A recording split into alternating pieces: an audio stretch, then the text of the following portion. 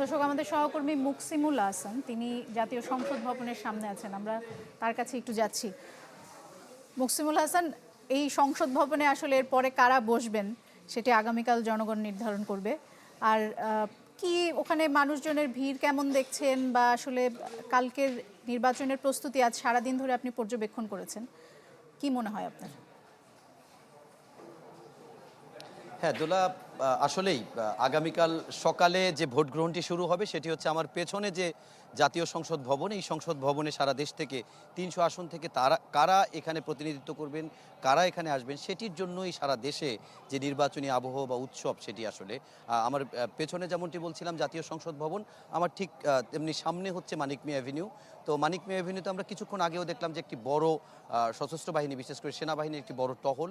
এর বাইরে আমরা যদি বলি যে ঢাকার চিত্র মূলত দুই রকমের, একটি হচ্ছে প্রধান প্রধান সড়কগুলো, সেগুলো অনেকটাই ফাঁকা এবং সেখানে আইনশৃঙ্খলা বাহিনীর টহলই দেখা যাচ্ছে, গাড়ি ঘোড়া নেই বললে চলে, কিন্তু এর বাইরে অলিগলিতে প্রচুর পরিমাণ মানুষ রয়েছে। আমরা এই মুহূর্তে যদি জাতীয় সংসদ ভবন এলাকার আশপাশের চিত্র দেখানোর চেষ্টা করি, এখানে আমরা দেখছি যে আস্তে আস্তে প্রচুর মানুষ এখানে জড়ো হচ্ছেন এবং এখানে কিছু অনেকে ছবি তুলছেন, ঘুরতে এসেছেন। সেই সঙ্গে আমরা দেখছি যে এখানে কিছু খাবারের দোকান আছে, যেমন পিৎজা বানানো হচ্ছে, চায়ের দোকান রয়েছে আইসক্রিমের দোকান, সেগুলোর সামনে অনেকটা আমরা যে রকম দৃশ্য ঢাকায় দেখি। প্রিমি ওয়ার্ড্রোব, গুছিয়ে ফেলুন জীবনটাকে।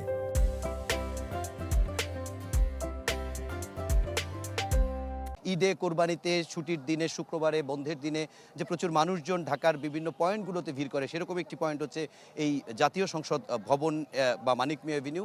এখানে সেই কারণে অন্য বন্ধের দিনগুলোর মতো আজকেও অনেকে ঘুরতে এসেছেন। এখানে অনেকের সঙ্গে আমরা কথাও বলেছি, তারা আসলে একটি সুন্দর ভোট নিয়ে অনেকটাই আশাবাদী এবং সেই সঙ্গে তারা আশা করছেন যে কালকে সকাল সকাল একেবারে শুরুতে এসেই সুন্দর একটি ভোটে তারা অংশ নেবেন। যে কারণে তারা বলছেন যে অনেক দিন ভোট দেওয়া হয় না, পরিবেশ অনেক দিন সেভাবে করা যায় না, সেই হিসাবে তারা আস্তে আস্তে করে একটু একটু করে বলা যায় যে নির্বাচনের জন্য প্রস্তুতি নিচ্ছেন, ভোট দেওয়ার জন্য প্রস্তুতি নিচ্ছেন।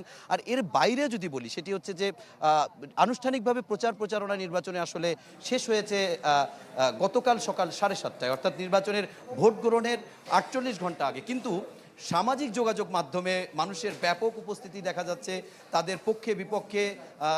একদিকে জামাতের নেতৃত্বাধীন 11 দলীয় জোট, আর একদিকে বিএনপির নেতৃত্বাধীন যে জোট রয়েছে, তারা এর বাইরেও স্বতন্ত্র প্রার্থীরা বিভিন্ন জায়গায় যেভাবে নির্বাচন করছে, সেটির মাঠের আসলে প্রচারণা শেষ হলেও সামাজিক যোগাযোগ মাধ্যম, ফেসবুক, ইউটিউব, এক্স, এগুলোতে আসলে এখনো মানুষের আলোচনা চলছে।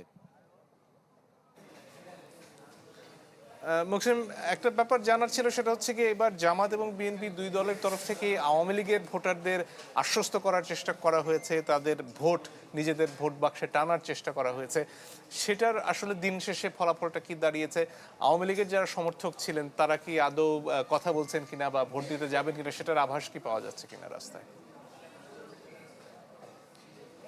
মঞ্জুর, এটি একটি জটিল প্রশ্ন, কারণ হচ্ছে আওয়ামী লীগের ভোটাররা কি করবে সেটি তারা আসলে অনেকটাই স্পষ্টভাবে বলছেন না। কিন্তু আমরা যদি একটু বলি যে আওয়ামী লীগের ভোটাররা আসলে একদিকে যেমন তারা এটুকু বোঝা যাচ্ছে যে তারা না ভোট দিবেন, এটা তারা মোটামুটি প্রকাশ্যেই বলছেন যে তারা এই গণভোটে তারা নাতে ভোট দিবেন। আর তার বাইরে আওয়ামী লীগের ভোটাররা আসলে কোনো নির্দিষ্ট দলকে ভোট দিবেন এটা বলা কঠিন, কেননা বিভিন্ন সংসদীয় আসনে আমরা জানি প্রার্থীরা যারা রয়েছে দলীয় প্রতীকের বাইরেও প্রার্থীর ইমেজ একটি বড় গুরুত্বপূর্ণ ফ্যাক্টর হবে এই নির্বাচনে। কেননা প্রার্থীর ইমেজ দেখে আওয়ামী লীগের যে ভোটাররা রয়েছে, তরুণ যে ভোটাররা রয়েছে, নারী যে ভোটাররা রয়েছে, যারা এই নির্বাচনে মেইনলি এই তিনটাকে বড় প্রভাবক হিসাবে বলা হয়, সেই সাথে সংখ্যালঘুদেরকেও একটি বড় ভোট ব্যাংক বা বড় ভোট ফ্যাক্টর বলা হয়।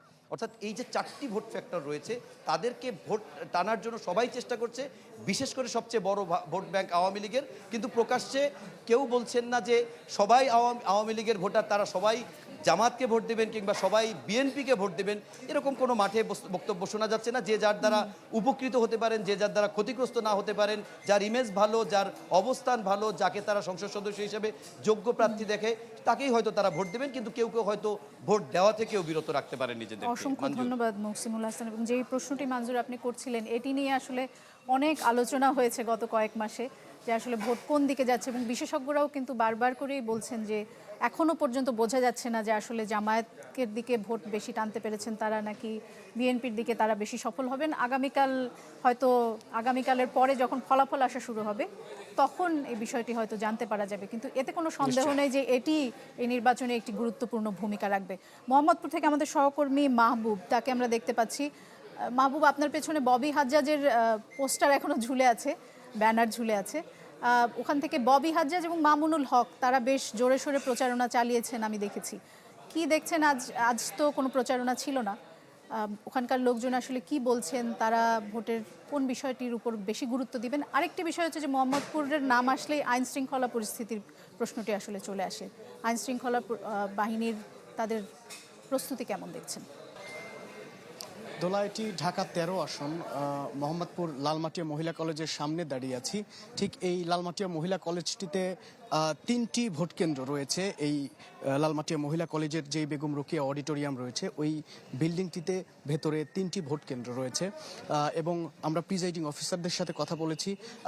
তারা বলছিলেন যে আজকে যখন ভোটের সরঞ্জামগুলো নিয়ে আসছিলেন, ঠিক আইন শৃঙ্খলা বাহিনী তাদেরকে পাহারা দিয়ে নিয়ে এসেছে, এবং তারা সার্বিক পরিস্থিতি খুব ভালো বলে জানিয়েছেন, এবং তাদের যে আগামীকালের যে ভোট গ্রহণের প্রস্তুতি 7:30 নাগাদ সেটি প্রায় সম্পন্ন করে ফেলেছেন। আমরা শেষবার যখন প্রিজাইডিং অফিসারদের সাথে কথা বলি, তারা বলছিলেন যে ভোট কেন্দ্রের হয়তো 2-1টি সিসি ক্যামেরা ইনস্টল করা বাদ ছিল, এতক্ষণ হয়তো বা সেটিও হয়ে গেছে। এবং আপনি যেটি বলছিলেন দোলা, যে এই মোহাম্মদপুরের যে 2জন প্রতিদ্বন্দ্বী রয়েছেন প্রধান 2টি নির্বাচনী ঐক্যের, বিএনপি এবং 11 দলীয় যে নির্বাচনী ঐক্য, তাদের যে এই মোহাম্মদপুর তারা বেশ জোরে সোরে প্রচারণা চালিয়েছেন যতদিন প্রচারণার সময় ছিল, এবং এখানকার যারা স্থানীয় বাসিন্দা রয়েছে তাদের কিন্তু এই 2জন প্রার্থীকে নিয়ে খুবই মিশ্র প্রতিক্রিয়া আমরা দেখেছি।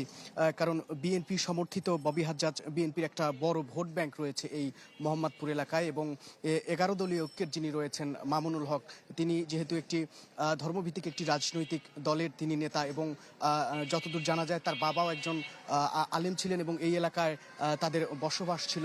ঠিক সেদিক দিয়ে কিন্তু মামুনুল হককেও কিন্তু ফেলে দেওয়া যায় না। অর্থাৎ এই ঢাকার যে 13 আসন, এই 13 আসনে বিএনপি এবং 11 দলীয় জোটের যে 2জন প্রার্থী রয়েছে, ঠিক এখানকার স্থানীয় বাসিন্দারা যেটি বলছেন যে তাদের মধ্যে আসলে আগামীকাল সকাল 7টা নাগাদ যে ভোট যুদ্ধ শুরু হবে সেটি আসলে হাড্ডাহাড্ডি লড়াই হবে।